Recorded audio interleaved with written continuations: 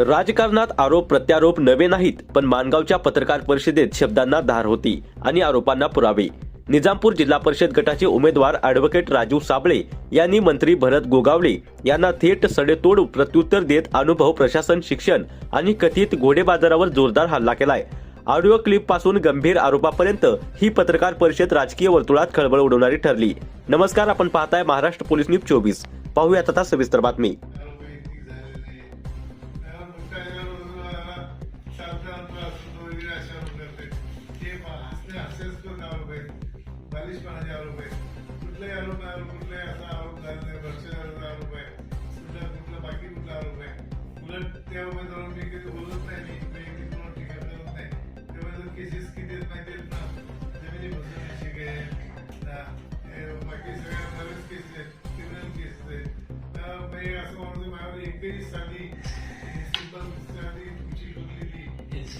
पण नाही माझ्यावर आणि मग मी चुकीचं आहे का?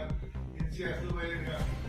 तर पुणे असलं मला त्यांनी कसं माहिती का, मराठी ते एक हे वचन आहे, पुत्र असावा याचा गुंडा तर तिन्ही लोकी घ्यायला. त्यांनी खऱ्या अर्थाने गुंडा असा अर्थ घेतला. त्या मुलाला आपल्या गुंडा बनवायचा प्रयत्न करतात आमदार. लक्षात का?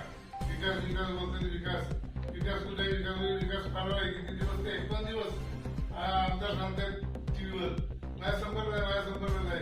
पोलीस इतके आत्मल आहेत की आमदाराच्या जवळ संपर्क असलेल्या आरोपीला पकडू शकत नाहीत. हे कायदे सगळ्यांसाठी सारखे आहेत. या देशामध्ये बाबासाहेबांनी संविधान दिलेलं आहे, हे सर्वांसाठी सारखे आहे. कायदे सर्वांसाठी सारखे आहेत. आमदारी मुलाला कुठला वेगळा कायदा नाही. शेवटी हायकोर्टाला हे म्हणायला लागलं. आमच्या मुख्यमंत्र्यांना विनाकारण त्यात तोंडदेशी पाडलं गेलं आणि काय झालं, 51 दिवशी आरोपी हजर झाला आणि तिची साथ गायब. पोलीस काय करते इतके दिवस? अरे गोरगरीब माणसाला एक साधी इंची आली तर पोलीस घरात उचलून देणार. किती त्रास देत तुम्हाला आम्हाला माहिती आहे. या 51 दिवस हा आमदाराचा पोरगा फिरला होता. त्याला काही कुठेही काय त्याला पाठवायला प्रयत्न झालेला नाही आणि त्या दिवशी हजर त्याची तिची साथ गायब. त्यासाठी तुम्ही हे करता, आरोप करता, त्यासाठी कलम लावता. हा, तिची साथ कलम लावायची आणि ही ब्लॅकमेलिंग करायची. पोलिसांचे धंदे बंद झाले पाहिजे होता. लक्षात ठेवा, मी त्यासाठी आंदोलन करणार आहे. निवडणूक झाल्यानंतर निश्चितच मी हायकोर्टात ते याचिका करणार आहे. तिसरा गायब कसा होतो? लावता कशाला 300 तुम्ही दोघांवर?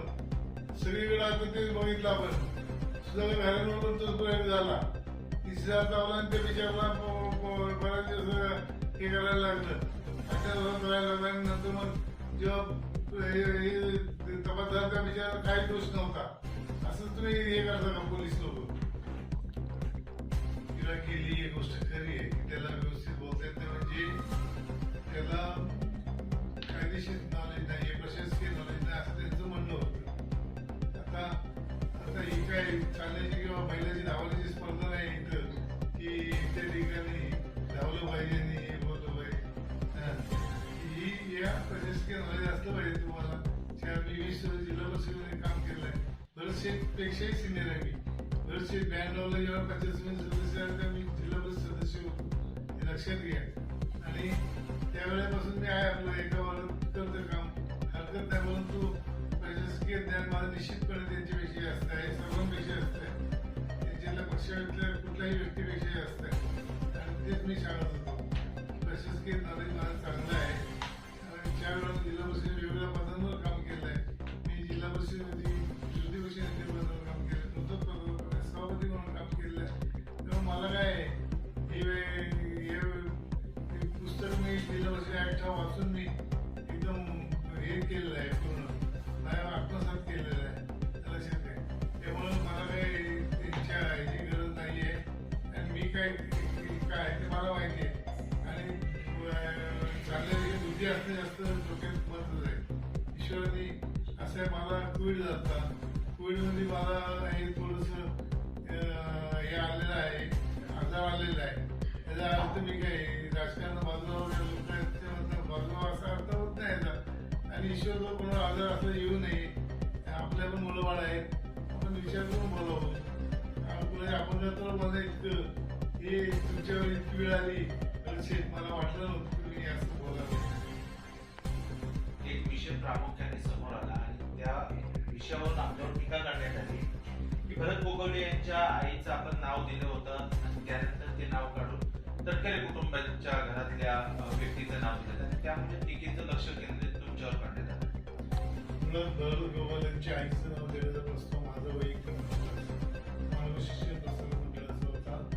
मानव शिक्षण प्रसारण मंडळाने त्यांची शिक्षण प्रसारण ठेवलं. त्या मीटिंगमध्ये मीही नव्हतो. शिक्षणाचा आग्रह नव्हतो. त्यावेळेला हा प्रस्ताव त्यांच्याकडे गेला होता.